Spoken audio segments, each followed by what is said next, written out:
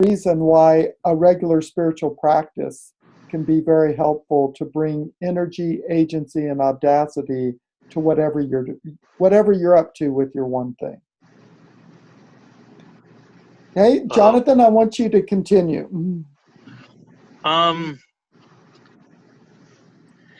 So what am I continuing on into?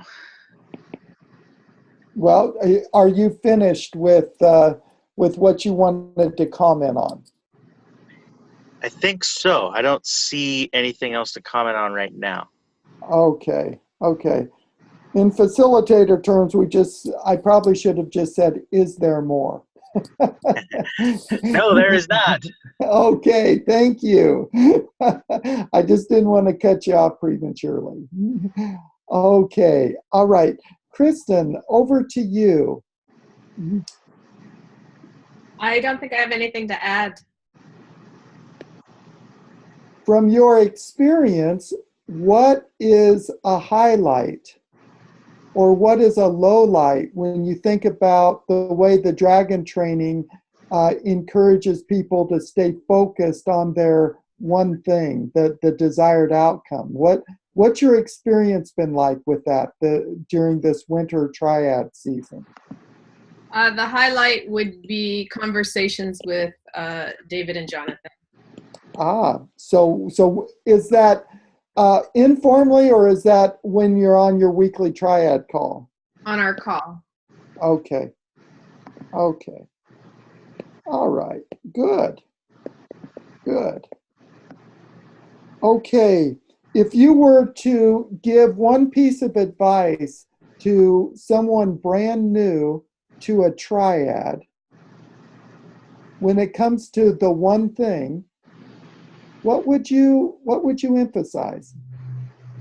Is this for literature for your upcoming workshop? No.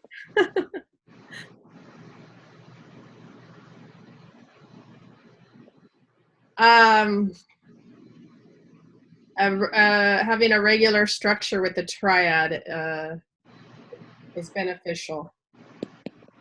Okay, great. Having a regular structure with the triad is beneficial. Okay, is there more? No. Okay, thank you. All right, let's move to David. Okay, off mute. I'd say there were two things. One is, two things I found particularly helpful is going into my reluctance, my resistance to having a spiritual practice. And both Jonathan and Kristen were very helpful in helping me pick through that and understand that. And something shifted in that where I have been, had much, it's not perfect, but I've had much more of a consistent practice since Triad's begun. So I would piggyback on what Kristen said. It's the discussions with the other Triad members, and really being honest about what I do and don't want to do, and talking about it. So I found that very, very helpful. The other is in my one thing is getting help, and so having somebody, an I-group brother, come help me for a couple hours means I can't put it off. I can't weasel out of it. I just do it. And it also becomes a means of kind of a friendship and together time with a friend, and makes it much more enjoyable and creates the momentum. So then it's easier to keep going. So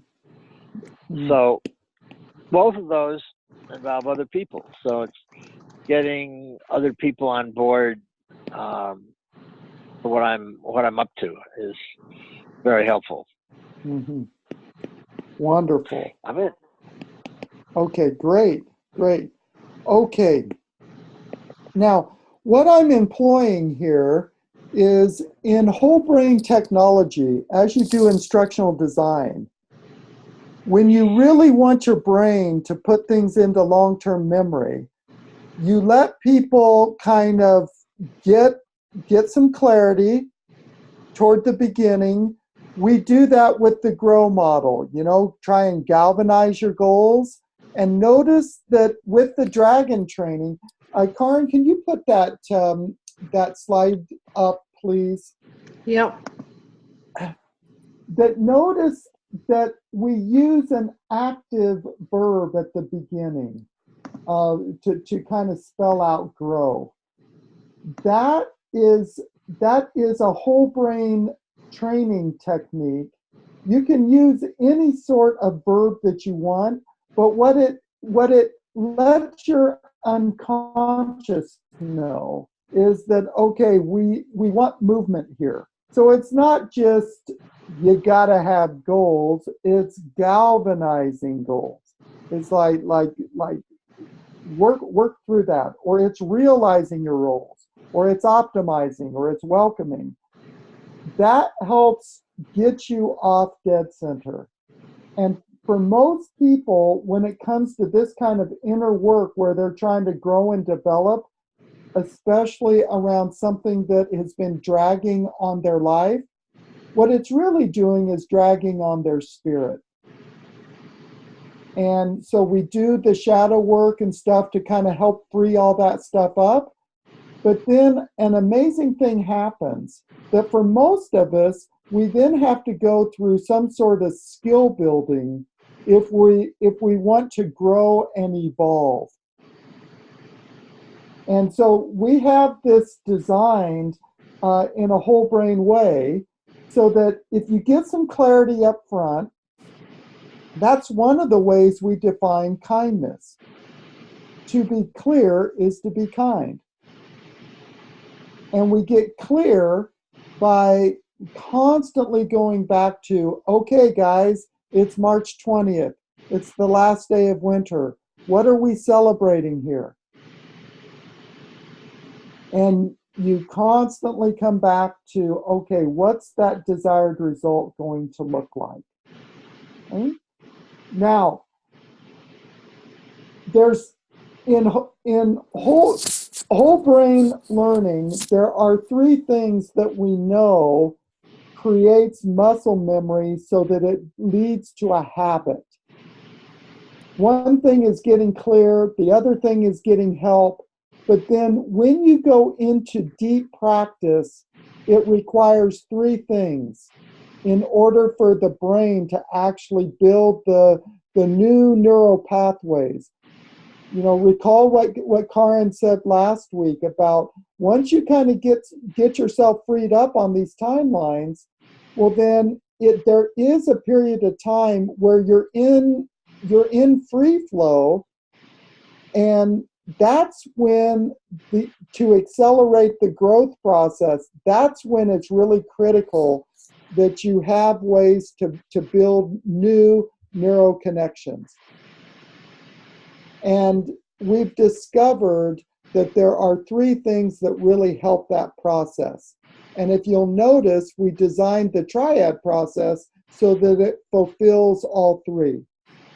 The first thing, whenever you're helping to grow or develop, in the corporate world, I call it developing talent. Whenever you're developing talent, including your own, it must come from inspired commitment. So the one thing is really about inspiring. That's with spirit. That's why we encourage a regular spiritual practice. And that's one of the things that makes the dragon training, I've been doing this for a while, but we emphasize a regular spiritual practice because we want it to come from inspiration. And notice what Christopher said about motivation. When it's ego-driven, oftentimes why we do something is we have a particular personal motive, but then it falls short. That's what the old New Year's resolutions, that's the trap of those resolutions. And what we're encouraging instead is to say, let it come from spirit, inspire. And you'll know you're there because you'll want to do things that you've kind of put off before. So Jonathan, it's music to my ears that you would say, hey, I actually wanted to be doing some taxes. And one of the ways that when you're on your own, we want to encourage you to facilitate your own triads as you see fit. One of the key things you want to really pay attention to is, are people declaring their intentions up front with the one thing, or are they just issuing expectations? If they're setting expectations, then you can pretty much be assured that there's some suffering coming down the pike. One of the things the Buddha emphasized over and over again is, once you start setting an expectation, you become attached to the outcome, and that's going to cause some suffering. Now, it's a totally optional thing. But if you declare an intention, what you're really doing is, based on whatever vision you have for your one thing, once you kind of got that clear, when you start to back into, okay, how am I going to goal set back to the now that is meaningful for me today? What you'll discover is setting an intention directs spirit. And then you're really channeling energy. And you're channeling all this energy that you freed up in shadow work, and you're actually putting it to good use. It's just energy, but if you don't direct it, you still get to choose. Your ego, your risk manager, still gets to choose how you're going to direct the life essence or the life force energy of this divine reality that we're calling the dragon training. Okay? I want to stop at that point. We're just on step one, inspiring commitment. But there's quite a bit that I've tried to unpack here. Everything from intentions versus expectations to setting those intentions, directing your energy, using verbs in front of whatever you're trying to focus on. I just want to see if there's any questions or comments. I do have a question. Where does that land on this grow model, inspiring? The inspiring commitment really lands in blue, because it comes back to you're galvanizing your goals. And even if you think about galvanizing, you may have the one big thing that is your desired outcome, but then there's, in your mind, if you come from that vision and you goal set back to the now, there's something that needs to galvanize. And we want that galvanizing to have some spirit moving through it. Does that make sense? So Tom, basically this inspired commitment, specifically around the intention versus expectation, we should be aiming, we're basically setting an intention for our actions rather than setting our expectation for the outcome. Is that correct? That's right. That's right. So your intention, when you set an intention, it's really much more process focused, but it's directed toward that desired outcome, that one big thing. So I like how you said that, Christopher. The intention for the action versus the expectation of the outcome. Because then you can let, in spiritual circles, I don't know if you've heard this phrase, you let the love or the inspiration that you have for that commitment, you let it radiate without concern for results. Then you don't hold on so tight. And then you can just flex and flow based on what's going on, if you're paying attention. Interesting. Okay. So to do that, it would be something like, okay, so what do I want to have happen? Okay, what would I need to do in order to have that happen? And then focusing the attention on what I need to do in order to have that happen, rather than focusing attention on achieving that goal. Is that correct? That's right. Step by step by step. And that's why we often use that wonderful, and notice it's a what question. What do I want to have happen? That can be related to my one thing. If I'm part of a triad discussion, it can be, well, what would support from me to you look like as you're doing whatever you're doing? Or one of my favorite ones when I'm facilitating triads is, okay, so what are we up to here?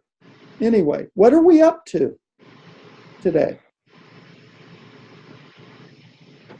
So that what question really helps to galvanize. Now, it may be helpful if I do the other two so that you see how we actually get to a meaningful outcome. Okay, the second thing is that once you get an inspired commitment and you got a little spirit behind you, then you go into deep practice. And everything becomes a mindfulness practice. But now you can trust, oh, I'm focused. I see what I want to get accomplished for the day. I kind of see what could be distracting to me. I have the humility to ask for the help that I need. The practice is the action. And it's only when you take action that you build skill. When you build skill, you bring repetition. Once the brain knows that you really are serious by doing the same behaviors over and over again, it becomes a habit. And then all of a sudden, your subconscious is working with you. And you will know when you're in deep practice because it will feel like flow. We call it flex and flow. There's a flow state that occurs. But it's not just an individual skill here or there or an isolated goal. It's really my spiritual practice is lining up with an action that I'm taking, which is lined up with, and I may even have people supporting me in a certain way. I may be texting my turn, your turn. It's a whole combination of things. And in dragon training, we just call that deep practice. If you're not ready or willing to practice, then guess what? You won't make the change. And then finally, if you have inspired commitment, it moves into deep practice, you can still get lost. It's very easy in this culture to get lost because there's so many different ways our attention can be distracted.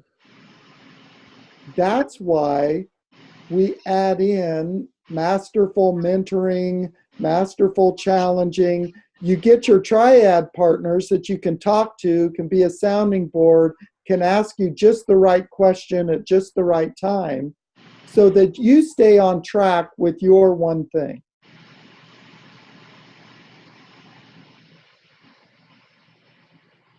So a combination of those three things allows you to move from galvanizing your goals to realizing the roles that you're playing in your triad. And I guarantee you that spirit will open up some sort of opportunity. Your life will present an opportunity for you to practice. There'll be some sort of opportunity to do that. And then you go forward because you already have a structure that guides you. And then you just do it. And with any luck, you may screw it all up and you get a little feedback and you make a mistake, but you start to see, oh, that mistake is a growth opportunity. It's not that, oh my God, I don't know what I'm doing. Well, of course you don't know what you're doing. If you haven't practiced it, your brain isn't really used to it. It takes a while to develop that kind of habit. So that's what I wanted to share for tonight. I wanted to do the round 2 where you guys got to talk a little bit about what has stood out for you, because even in whole brain learning, what we discovered is that will build your masterful mentoring muscle. Whenever you have to reflect on your own experience, that is one of the ways that you can provide continuous improvement. And we're doing this now that we're about 3/4 of the way through the process. You know, we had 9 sessions and we're on session 7. It's like, okay, now it's not just enough for us that you make progress on your one thing, so much so that we could celebrate it at the end of the winter. We want to make sure that you have realized your roles in a triad, so much so that you could spread this to others in your own personal network or in your own families. We want you to take triad technology and employ it.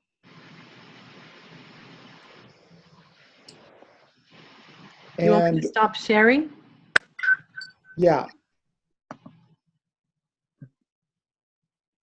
Okay. So that's my 20-minute blurb for this evening.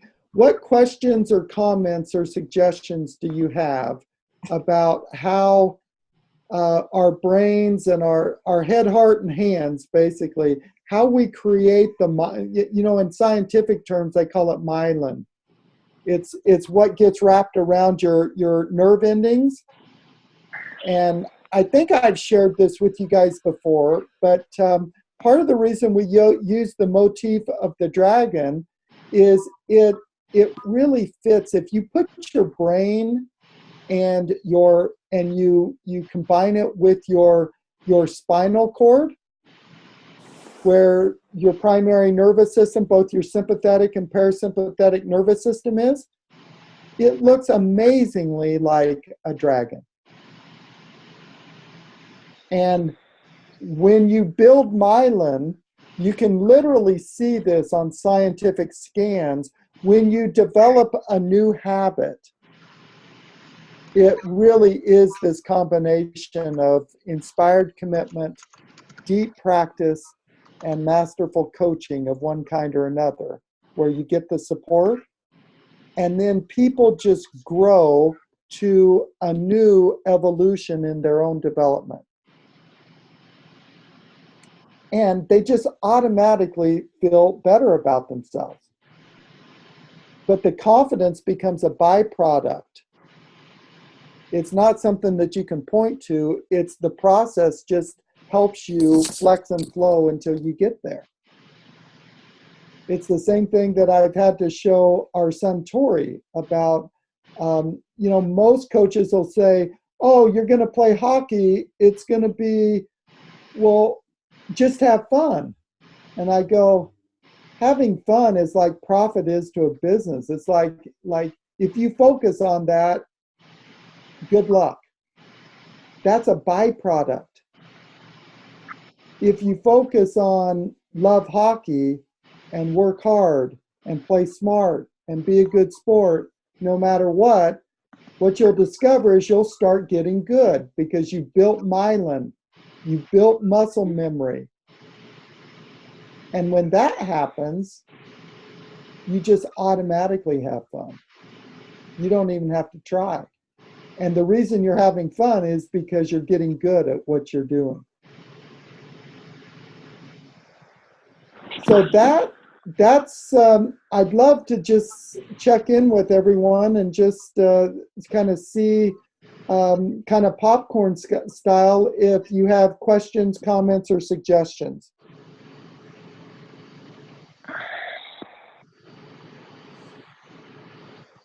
John King, can you hear me okay? Yes, go ahead, Jonathan. I'm getting a little tied around the axis on the philosophical underpinnings, and I think it might be related to something in language, so I wanted to check. When you use phraseology like inspiration, and you say it's coming from this blue quadrant that's analytical, it doesn't, like, those two statements don't compute for me. It occurs like an inspirational phenomenon is embodied. It's over where I am, and I'm experiencing this inspiration, which to me feels like a feeling, which would be more like a red thing in your model. And I'm just wondering if you could comment on like how this is occurring to me or what I'm viewing or the language of what an inspiration is. I'm so glad that you brought this up. So oftentimes the point I was making earlier is that when it's related to the one thing and you've got some inspired commitment and you want to bring it back to the whole brain model, where does it typically show up? At first, it shows up in blue. Most people will say, well, here's what I want to have happen. But I want to assure you, Jonathan, that inspiration can come anywhere and everywhere because spirit is it's not bound. So you may very well feel it from a red point of view. You may be inspired, and usually when people feel it, it's because they're acting in some sort of role.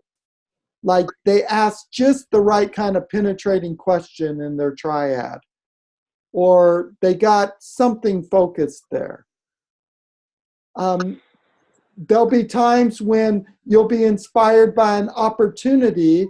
It's like, oh my God, that just showed up.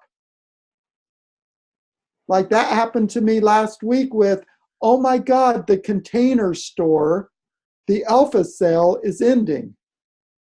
That really got my attention because it's so expensive. I wanted to make sure that I needed one more shelf. And boy, did that get my attention and it got me going. So oh my goodness, the dragon just brings me these opportunities so I get to practice. And it was kind of fun to just practice my breathing as I was driving over to the Container Store. So I got inspired there.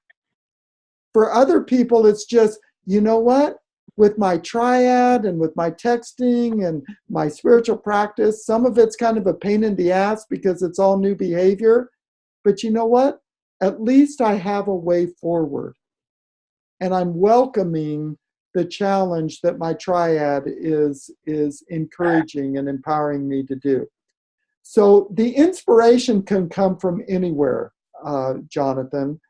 What I've discovered is the GROW model helps us keep our focus on the one thing, because at the end of the day, once we free up the energy from the shadow wisdom, that energy can then be used.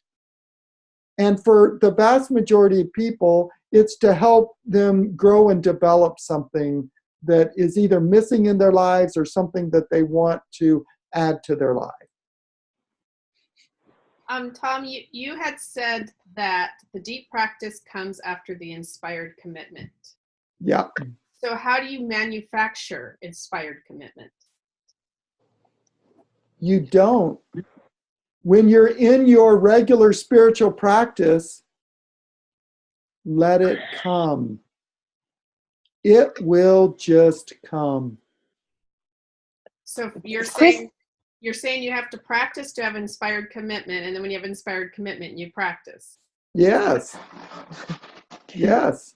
Kristen, Okay. I would talk about it as that deeper underlying desire, like that deeper desire that's in us to create something, to move towards something.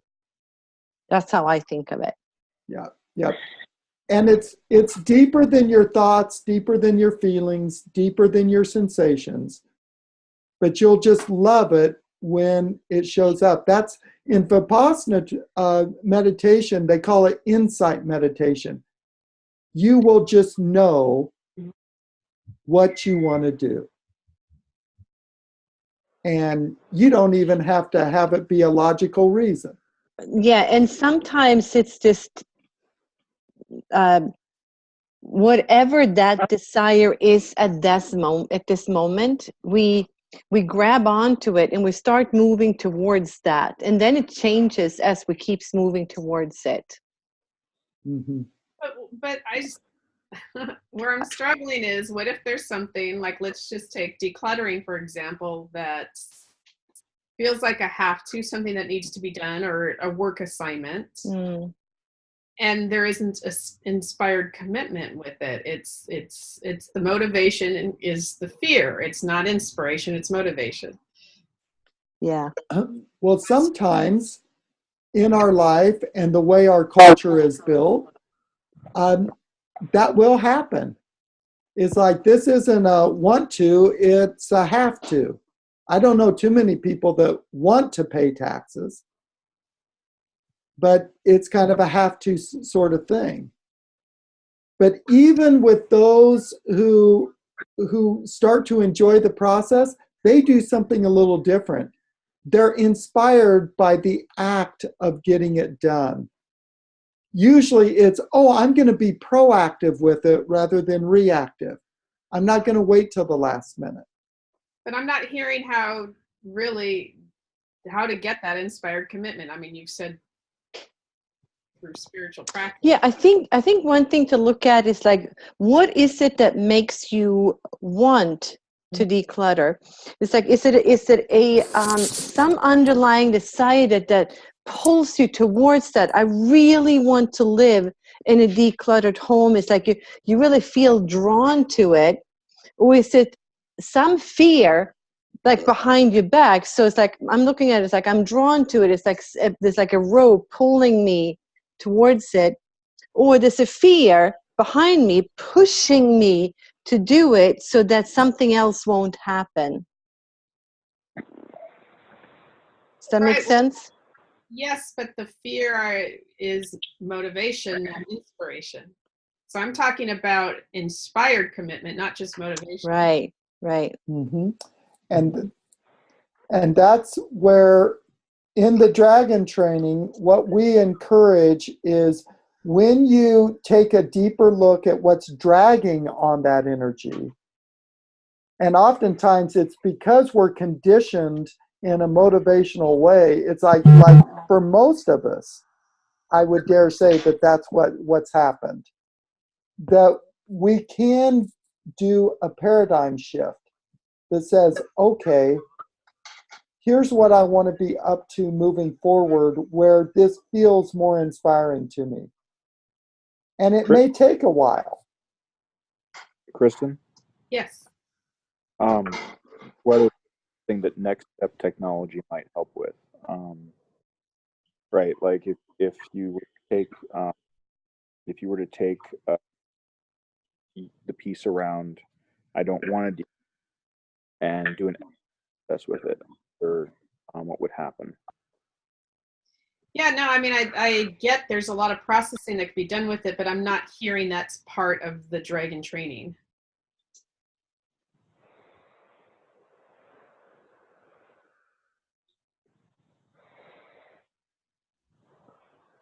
And dragon training evolving, I incorporate.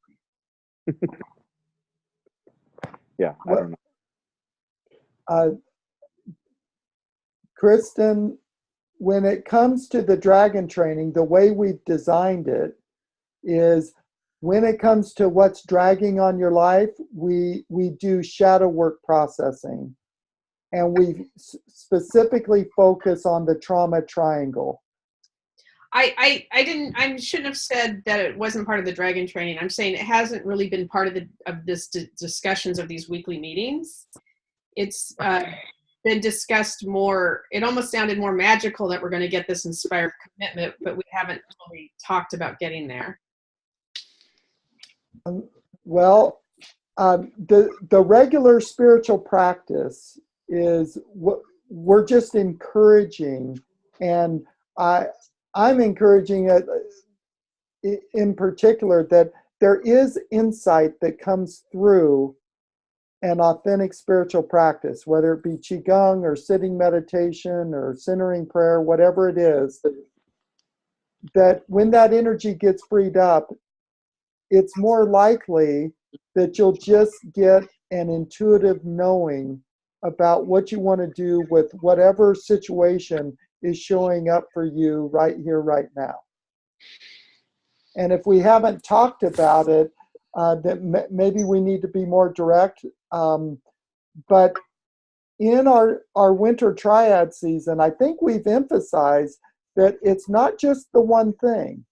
It's also a regular spiritual practice, and it's also meeting with your triad at least once a week.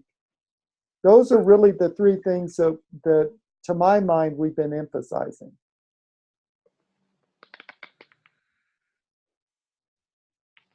And, well, I'll just stop there. Oh, and two things, if I can add on, Tom. One is, to some degree, what you gave us around getting inspiration was to sit down and write down 5 things, 5 whys, right? Like really think it through. Why do I want to do this? Why do I want to do this? What's another reason why I want to do this? What's another reason why I want to do this? And then, at least the way I interpreted what you were saying, after I had those 5 whys, then coming up with what's the deeper reason underneath all. And having that, like, this is why I want to do this. It's like, for me, right? My big thing, or the deeper reason underneath my 5 whys for my cleaning up and living space project is, I really want to live a life, the rest of my life, with housework turned into logistics rather than stress. Like that transformation is really inspiring to me. But I got to that by writing down the 5 whys for getting my housework in order, and then looking at that and being like, okay, what's underneath that? Oh wow, I really want to get to a place where housework is logistics instead of stress. And that's what I can go back to, right? When I don't want to wash the dishes, when I don't want to take out the trash, when I don't want to whatever. Like, this is an exercise to get to a place where this just becomes logistics, just becomes things to figure out rather than, oh, this brings up stress. So there's that I would offer that we have done in the dragon training, around inspiration rather than motivation. And the second thing, Tom, is a question around the spiritual practice, is getting to a place of inspiration connected to having a causal experience in the spiritual practice. And what is your question? It is getting that inspired commitment. Is that because of touching causal during the spiritual practice? The vast majority of the time, yes. Okay. When you if that's the case, yes, then if any of us have a spiritual practice that isn't having us touch that state, then that maybe we're not experiencing inspired commitment because the spiritual practice we pick doesn't take us there. Yes. Kristen, what are you using for your spiritual practice? Obviously something that doesn't work well. Well, not necessarily, but what are you doing? What are you doing? I daily go out in the sun, put my feet on the earth. I do morning pages, I do meditation, and I also frequently listen to spiritual books. What form of meditation do you use? I don't have a word for it. It's not a it's not an established particular type of practice. What works best for me is meditating on sound. So I meditate on sound. What does that mean? It means I listen to the sound all It's around. it's like meditating on your breath. You meditate on what you see and meditate on what you hear. Right. You meditate on your thoughts. It's kind of like it's to me it's the same as meditating on breath. You just meditate on the sound. Right, exactly. Yep. And that is that's a perfectly appropriate thing to do. Mm-hmm. I'm curious, Kristen, why you don't think that it's working. I don't feel inspired commitment as you describe it. What do you feel? As I felt before. Well, I just want to remind you, Kristen, that we're recording this. Yes. So as they asking you a question, just to kind of like, this is recorded, and if we're done with the teaching part, I could stop the recording. Oh, I don't mind the recording. It's fine. Okay. So if you're still open, Kristen, I guess two more questions. One is, how long do you usually, how long and how often do you usually do the meditation? And do you experience an altered state of any kind when you do your meditation?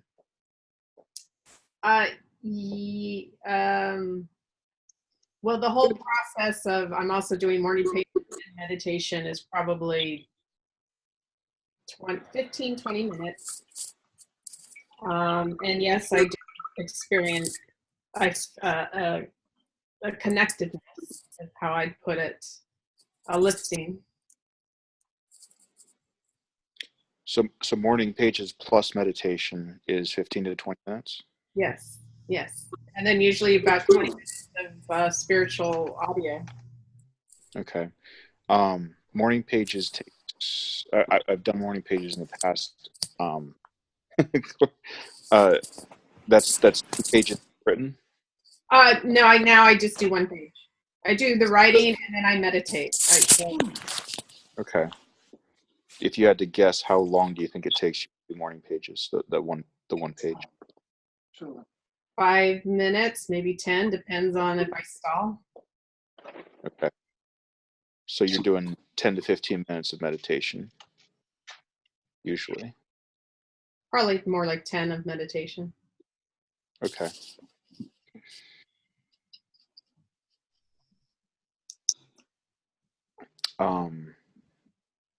Yeah, you might consider lengthening that.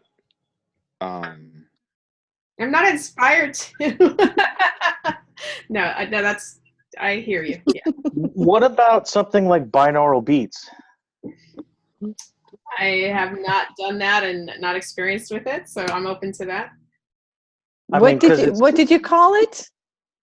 Binaural beats. Binaural beats. Yeah. What is that? That's a sound technology where you listen to like a sound of nature or music or something, and then they fluctuate the recording from your left ear to your right ear to then have your brain generate alpha, beta, gamma, delta, theta, depending on what CD you buy and what state of consciousness you want to elicit, right? So, like super techy meditation. Yeah. So if you're already doing like a listening meditation, like on sound. On sound, you could get the binaural beat algorithm for that sound and just increase, you do 5 minutes of one, 5 minutes of the other, and then you might actually, your awareness would experience, oh my gosh, I just experienced that fullness or emptiness, whatever language you're using for masculine or feminine description of that state of consciousness. And then you would go, oh, I've experienced that. And then you might be able to have data on those mornings where you're doing that and you don't experience it, I'm not inspired. Those mornings where you are, I am inspired. And then see if this state phenomenon that Pittner is claiming works, like we could actually test this for you. Could do scientific study of Kristen. And I want to know, well, how does that differ from listening to the birds and the rustling of the leaves and hearing the worms drill in the earth, you know? So the difference is whatever your natural waking vantage point is, determines what state of consciousness your mind goes to when it listens to those phenomenon. So for example, if this is my assertion that Pittner comes from causal. So if Pittner's listening to leaves rustling, he's experiencing, theta or delta. If I'm listening to leaves rustling, I'm experiencing alpha, just because I haven't done as much meditation as he has. So my natural state of listening doesn't have that brain pattern. Got it. Hey, listen, my husband came home a few minutes ago and I haven't seen him in a week. So go and give him a hug. You get to leave early for all good right, behavior. but I am recording. So is it okay if I end the recording now? Yeah, that's fine. Okay. So, and